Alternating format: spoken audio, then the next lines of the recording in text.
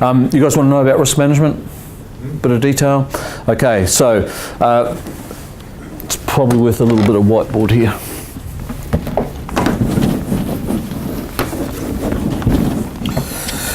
Let's have a look how it was. First step in hazard management was to ID the hazard. Next step was to assess the hazard, and it would fall into one of two categories. It would either be significant hazard or not. And a significant hazard was deemed to be so because serious harm. Okay, so nice and simple. And then we went on to develop controls for the hazard, and that would either be one of those, yeah? And then we would monitor. So it seems like a reasonably simple method, but it wasn't working that very well. Most hazard assessment sheets for controls just, it looked like a packet of M&Ms with minimise, minimise, minimise, minimise, minimise. And that wasn't the acceptable solution because it was a hierarchy of control. So let's have a look how it now is. First step, identify your hazards. So whatever you're doing to identify hazards now, if it's nothing, then start. If it's something, then keep doing it. Okay? Workplace inspections, audits, technically having an accident or an incident identifies an uncontrolled hazard. But now we're going to assess not the hazard, but the risk. And the risk is now determined not just by the seriousness of the harm, but the likelihood of the event occurring. Because I tell you what, if a meteor lands on this building right now, the harm will be very significant. But what's the likelihood? We know it's going to happen somewhere on the planet sometime, but the last really big one was what, 65 million years ago? So I'm thinking frequency is almost impossible for it to happen. So do I have to develop any controls for that? No, it's a very low risk, despite having a really significant outcome. And the other thing is I don't know what the controls are, because when I watched Bruce Willis, he even struggled with it. Okay. Once we've assessed the risk, we then go into the controls. And the control now is you either eliminate or minimise. So if the risk has not been removed, anything you do is considered to be minimising the risk now. So the whole isolation thing is gone. And then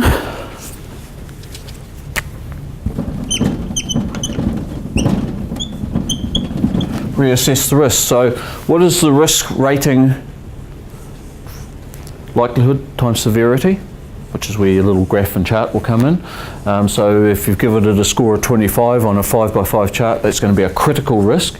What are we going to do about it, and what is the risk once we put that in place? And we'd want to be getting it down.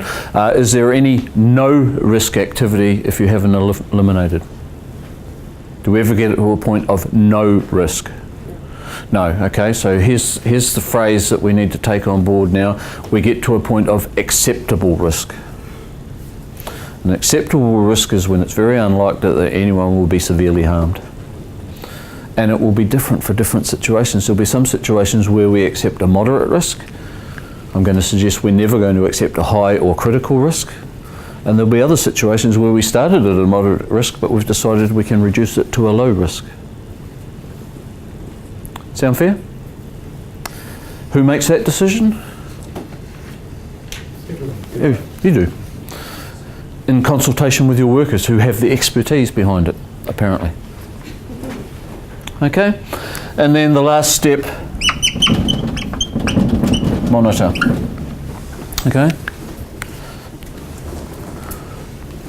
Not a big change. The big change is the two steps here. We've altered the task analysis form, which now says task analysis / safe work method statement, and instead of having columns there for E, I, and M, it's got a number of others. I've got a little bit more to add to this.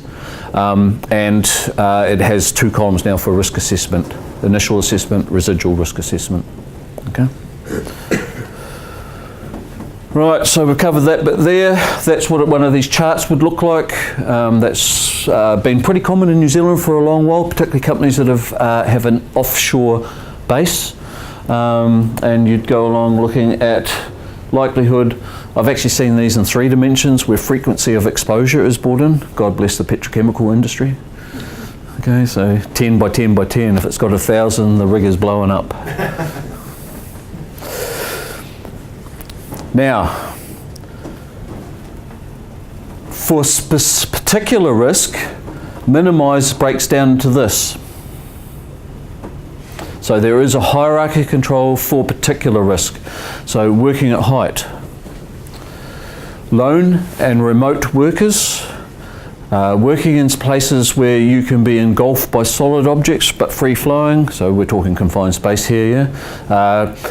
Vessels that you could fall in and drown, so we're talking sewage plants and waterworks factories, that sorts of things. So there's about 7 or 8, and I've conferred with WorkSafe, and because the 1995 Health and Safety and Employment regulations are still in place, we have particular hazardous works, which is you're working with craneage, excavated slopes, excavation, those sort of things. It was a regional manager, and we were in agreement it's probably prudent to consider those worthy of doing a more detailed analysis of your controls. So I'm going to keep this simple. If it's high risk, if this goes bad, it goes bad. We'll go through this process. And we're coining the phrase, if it's just common risk, then we'll just go through this process and we won't expand on M. So this M here blows out to this for high risk work. And that's why you'll document it on your risk assessment. So now, the other thing is that you are required in the hierarchy, we initially started thinking this was 1, 2, 3, 4, 5, but it's actually 2.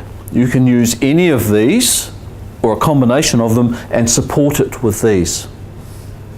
Okay, so substituting the hazard, I'm using paint. It contains isocyanates. You can't drink that stuff, right?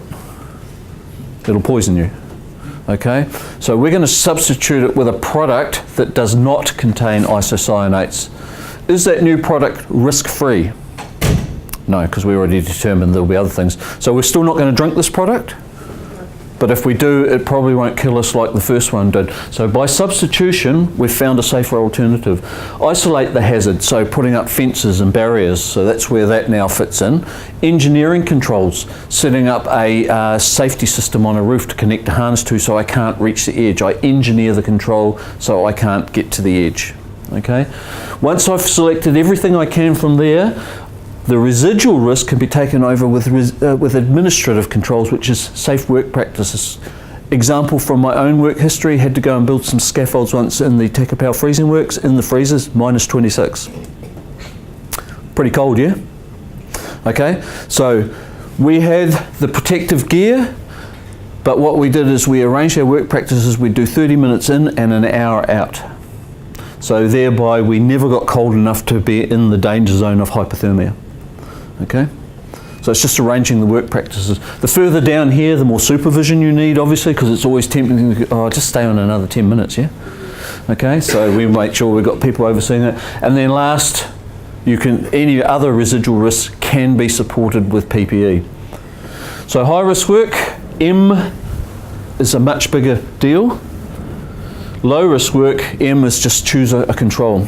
Here's an example. We carry a lot of things around in construction. Possibly could drop them on our feet. What are we going to do about that? Going to put some safety footwear on. Okay, it's a commonly known hazard. I can go to my code of practice or my guideline and find a common control, which is to put safety footwear on. So didn't use any of this, even though I chose from the list. I didn't have to go through the process to make that choice. All good? Is it correct to assume now that under this reasonably practical test, there is a far less focus on what the dollar practicalness is? That's kind of been taken a little bit out of the equation? It never was in the equation under the old legislation, but there's actually some guidance now around the new legislation which actually says the controls cannot be disproportionate to the problem it's trying to control. Yeah? Got a question. Yes. For a situation where, say, a building owner wants to do some refurbishment work, for instance, in a building. Yep. the responsibility for identifying existing risks, assessing the risks. Let's say it's an older building, it's likely to, asbestos or whatever. How far should that go? Because you don't, you can't transfer that to the contractor who ultimately is going to go in there and rip out some lighting. Okay.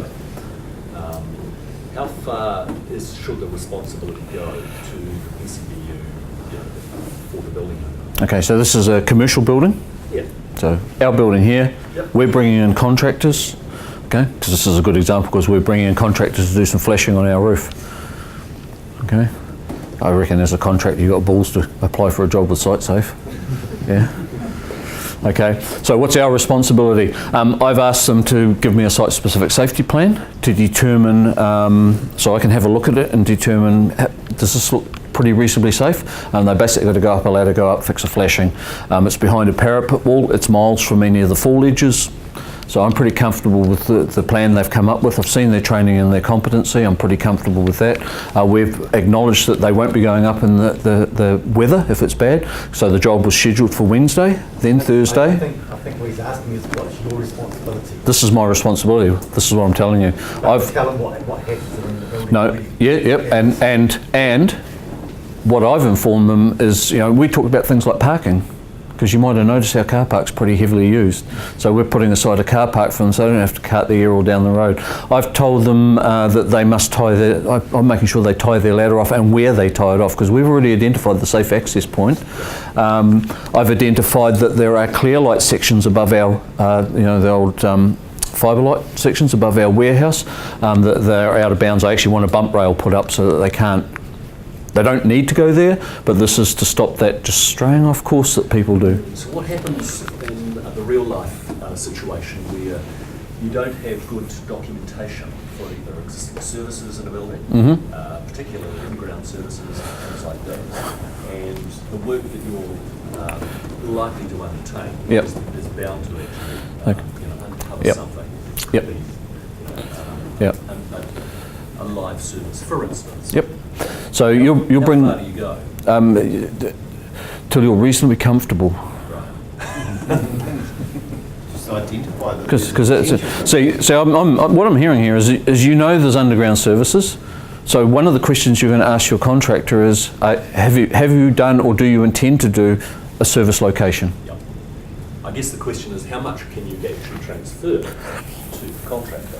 Could the PCBU actually invest in finding out all of this, all of those potential risks? So this ranges from you as the building owner telling your contractor you must be safe at all times.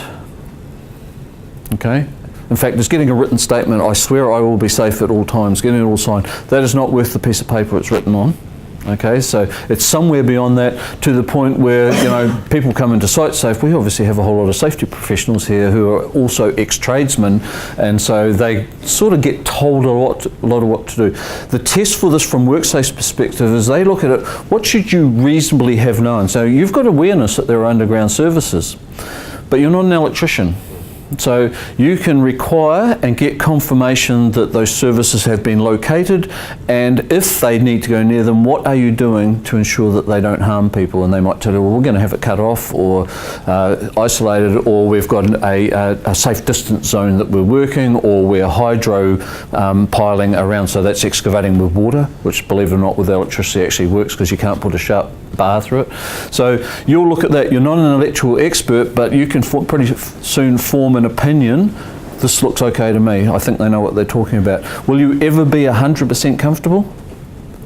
No, which is why I use the term reasonably comfortable. And quite frankly, this is my test for any of you when you're assessing a safety plan. If you read the safety plan and still don't have a clue what was going to happen, you should not be comfortable. And you're quite within your rights to say, okay, I've got most of this hydro piling stuff. What is that? And they'll tell you, oh, well, that's actually where we use a machine, but it uses water to excavate till we locate where it actually is, and then we'll hand dig around that. Great, now I'm comfortable. I understand that. It's interesting.